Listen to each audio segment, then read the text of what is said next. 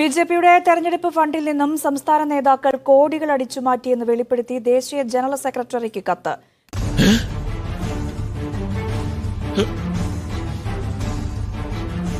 കൊടിതോരണങ്ങളുടെ കമ്മീഷനായി സംസ്ഥാന സെക്രട്ടറി 31 ലക്ഷം രൂപ വാങ്ങി. ഹോട്ടൽ റൂം, വാഹനം എന്നിവയുടെ വ്യാജ ബില്ലുണ്ടാക്കിയതും തട്ടിപ്പ് നടന്നു. അതിപ്പോ ഓരോ കീഴ്വഴക്കങ്ങളാവുമ്പോ എന്നാ പിന്നെ 10 തികച്ചെഴുതട്ടെ. അവന്റെ അക്കൗണ്ട് അടപടലെ ക്ലോസ് ചെയ്യാം. അത് പ്രാക്ക് കിട്ടുന്ന പണിയാവട്ട.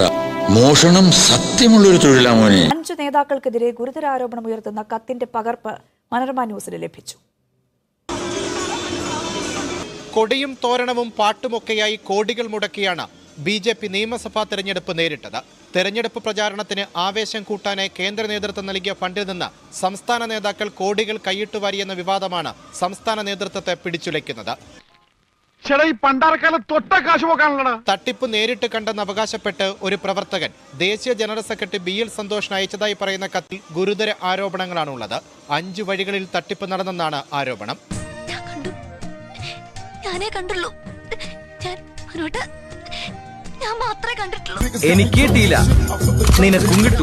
കേന്ദ്ര നേതൃത്വം കൊടിതോരണങ്ങൾ സൗജന്യമായി തന്നിട്ടും 1,62 ലക്ഷം രൂപയ്ക്ക് സംസ്ഥാന നേതൃത്വം വീണ്ടും കൊടികൾ വാങ്ങി. അതിൽ നിന്ന് 31 ലക്ഷം രൂപ വനിതയായ സംസ്ഥാന സെക്രട്ടറി കമ്മീഷൻ വാങ്ങിയെന്നാണ് ഒന്നാമത്തെ ആരോപണം.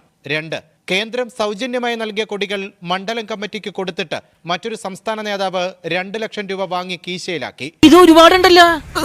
അതല്ലേ ഞാൻ പറഞ്ഞത്, ഒരുപാടുണ്ടെന്ന്. സന്തോഷായി. പണത്തിനോട് ആർത്തി തോന്നുമ്പോൾ മനുഷ്യന് ബുദ്ധിഭ്രമം സംഭവിക്കും. 3, കട്ടൌട്ടുകൾ അച്ചടിക്കാനുള്ള കരാർ നൽകിയ സ്വകാര്യ സ്ഥാപനത്തിൽ നിന്ന് പബ്ലിസിറ്റി കമ്മിറ്റിയുടെ ചുമതലയുണ്ടായിരുന്ന 2 നേതാക്കൾ 5 ലക്ഷം രൂപ കമ്മീഷൻ വാങ്ങി. 4, നേതാക്കൾക്ക് താമസിക്കാനെന്ന പേരിൽ തിരുവനന്തപുരത്തെ ഒരു നക്ഷത്ര ഹോട്ടലിൽ 30 മുറികൾ ബുക്ക് ചെയ്തു. പക്ഷേ കുറച്ച് മുറികൾ മാത്രമേ ഉപയോഗിച്ചുള്ളൂ. ബാക്കി മുറികളുടെ പേരിൽ വ്യാജ ബില്ലുണ്ടാക്കി പണം തട്ടി. 5, പ്രചാരണത്തിന് വാടകയ്ക്കെടുത്ത വാഹനങ്ങളുടെ പേരിലും വ്യാജ ബില്ലുണ്ടാക്കി പണം തട്ടിയെന്നുമാണ് ആരോപണം. നീ ഏത് കോത്താരത്തെ കള്ളനാടാ? പോത്തെ ഇങ്ങനെയാടാ മോട്ടിക്ക. ഒരു സാധനം ആരെങ്കിലും അടിച്ചു മാറ്റുന്ന കൈയും സൃഷ്ടിച്ച ദൈവവും അല്ലാണ്ട് എടുക്കുന്ന വസ്തു പോലും അറിയാൻ പാടില്ല. സംസ്ഥാന നേതൃത്വത്തിന്റെ ഭാഗമായ 5 നേതാക്കളുടെ പേര് പറഞ്ഞാണ് ആരോപണമെങ്കിലും 5 പൈസയുടെ തട്ടിപ്പ് പാർട്ടിയിൽ നടന്നിട്ടില്ലെന്ന നിലപാടിൽ ഉറച്ചു നിൽക്കുകയാണ് സംസ്ഥാന പ്രസിഡന്റ്. സ്വാഭാവികം.